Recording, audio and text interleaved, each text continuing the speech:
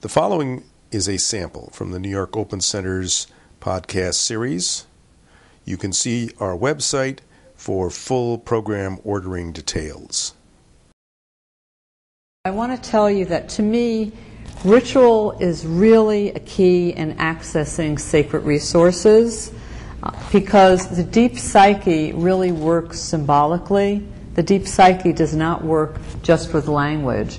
So symbols really are the language of the soul.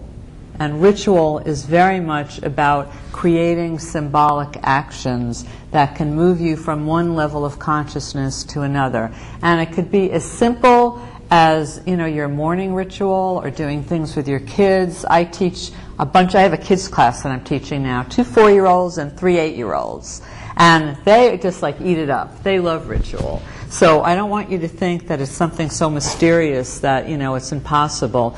My umbrella, so to speak, and I was talking to someone at dinner, is really about practical spirituality. To me, it's how can we use all of these things so that we can make our lives easier. And right now the world is upside down. It's totally tumultuous. There's so much change, and there aren't any maps anymore.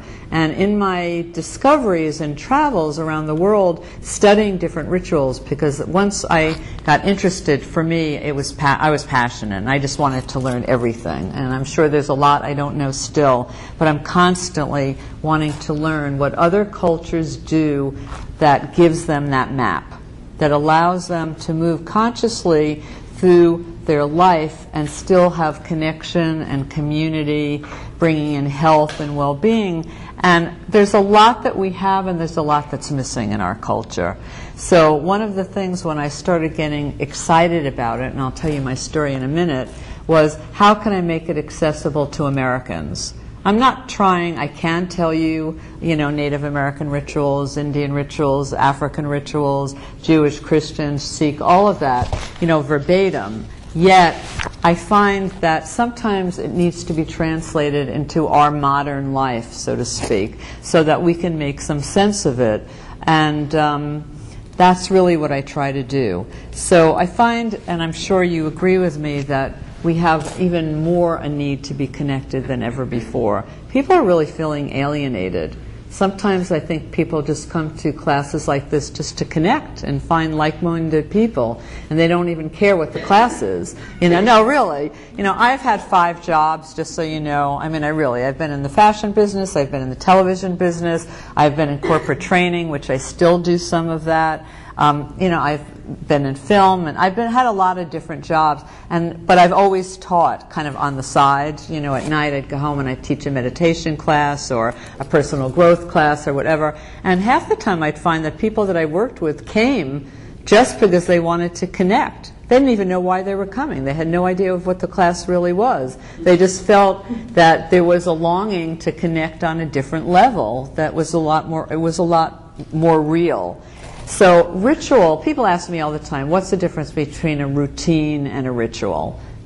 What is really the difference? So the difference is, to me, you could have dinner with people all the time, but if you make Thursday your family dinner night or your friend's dinner or whatever it is, and you set the intention that it's really going to be about connection, then it all changes. Then suddenly you take more care with setting the table or what the food is. And I've had family rituals with kids who decide, some families decide, each week someone else is in charge, even letting their 6-year-old be in charge. And who cares if the 6-year-old wants peanut butter and jelly for dinner? It's not about what the food is, it's about the fact that she actually wanted to contribute, or she actually wanted to draw a centerpiece, or she looked at where does the food come from, and she went out into her garden and she picked something, and just to be part of it. And that makes all the difference. And all the new research is showing, by the way, that having healthy rituals will make you healthier and stronger than not. Fact is, they did a study about kids and what kids really thought were important, and it wasn't the presents. It was the good night story their father told them at night. It was the bath ritual that their mother did with them. Those are the rituals. Those are the things they remember, not the pony they got for the party. Those things came and went, but the rituals, which to me are the anchors, is what people really remembered. That was a sample from the New York Open Center's podcast series. You can see the full program ordering details at our website, opencenter.org.